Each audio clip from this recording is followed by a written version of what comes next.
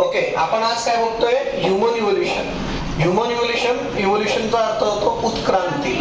म्हणजे मानवामध्ये कसं कसं बदल घडलाय आपण त्याबद्दल बघतोय. स्पेशली आपण ह्या व्हिडिओमध्ये टाइप्स की कुठल्या कुठल्या एरियामध्ये आपण कशी आपली प्रोग्रेस बदल होत गेलं आपण ते बघणार आहोत. तर ते बघत असताना हे 10वीच्या पुस्तकात आपल्याला पूर्ण स्टेप्स दिलेले आहेत, बरोबर? तर त्या स्टेप्स कशा आहेत? तर ह्या पाठ करण्यासाठी आपण एक शब्द तयार केलाय. कुठला आहे तो?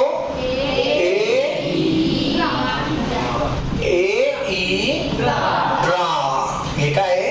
ए, नंतर ड्रा, नंतर SMNC. सो परत बोलूया. Draw, SMNC. तर पहिलं हे जे ए आहे हे अँसेस्टर लेमूर साठी आहे, जे एकदम सर्वात जुनी प्रजाती आपली म्हटली जाते की ज्याच्यापासून मानव तयार झालेला असावा. 7 करोड वर्षांपूर्वी लेमूर पासून आपण कशात कन्वर्ट झालोय? धीरे धीरे स्लो इव्होल्युशन येतो, बरोबर? तर लेमूर हे काय आलं?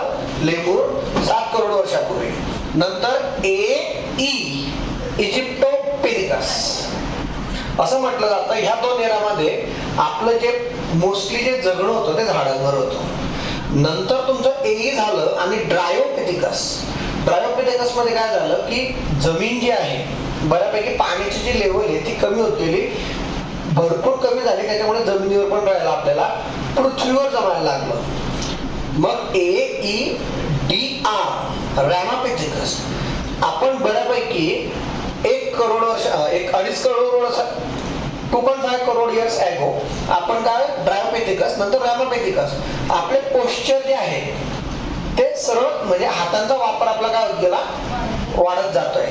त्यानंतर रॅमापेथिकस नंतर आलं ऑस्ट्रेलोपिथेकस. तर ते कधी होतं? तर ते होतं 40 lakhs years ॲगो, बरोबर? रॅमापेथिकस कधी होतं? तर 1 crore years ago. Then 40 lakh years ago नंतर आपण कन्वर्ट झालोय स्केल ह्युमन. तर बघा ए असं का म्हटलं? कारण हे 2 एरा आले महत्वाचे. DRA आलं आणि S म्हणजे scale human.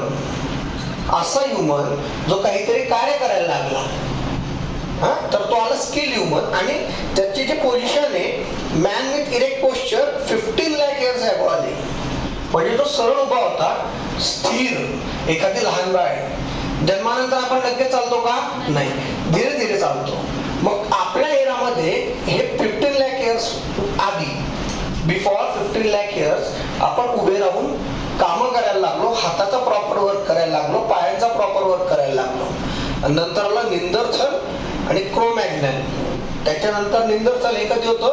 1,50,000 years ago, 1.5 lakh वर्षापूर्वी, बरोबर? त्यात आपण बऱ्यापैकी शिकार वगैरे सर्व गोष्टी करायला लागलो होतो. स्किल ह्युमन तर आलेलंच होतं. आणि नंतर आलं क्रो-मॅग्नन. क्रो-मॅग्नन मध्ये काय? आग वगैरे लावून सर्व करून आता आपण पुढची पिढी ही जी घडते हे क्रो-मॅग्नन मध्ये म्हटली जाते. ओके, चालेल, थँक्यू.